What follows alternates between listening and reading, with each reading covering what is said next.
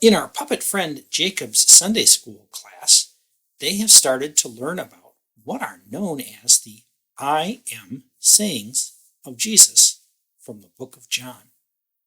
Today, the class started to learn about I am the bread of life. Jacob and many, if not all of us, have found this a bit confusing for a long time. Fortunately, Jacob has his trusted older church friend, Miss Annie, to help him work out what Jesus meant. Let's watch. Hey, Miss Annie, do you have a minute? Sure, Jacob. What's up?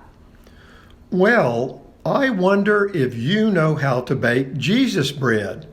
Or if you don't, maybe you could tell me who does. Jesus bread, Jacob? Sure. We talked about it in Sunday school today.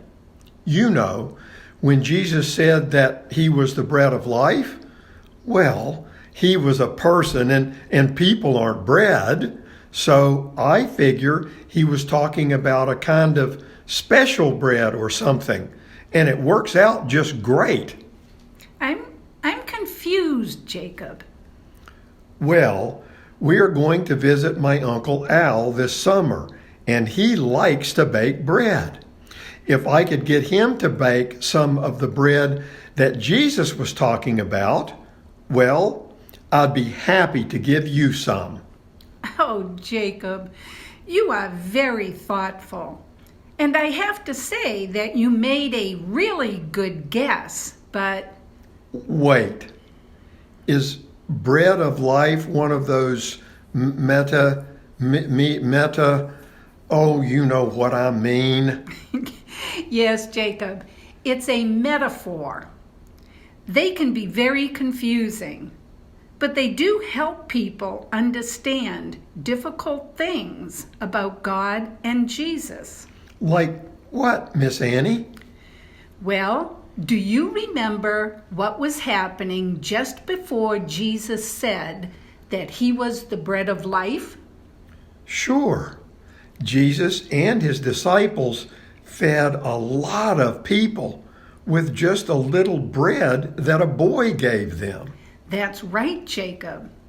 So, bread was something that everyone needed to keep them alive. Sure. But what about the Jesus bread? Well, I'm getting to that. So, after Jesus and his disciples fed the people, Jesus wanted the people to understand that just like bread fed their bodies, Jesus could give them God's love, which would feed their spirits and souls. And that helped people love others.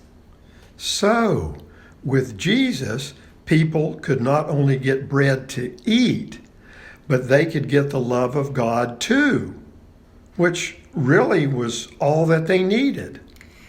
You've got it, Jacob. Good job.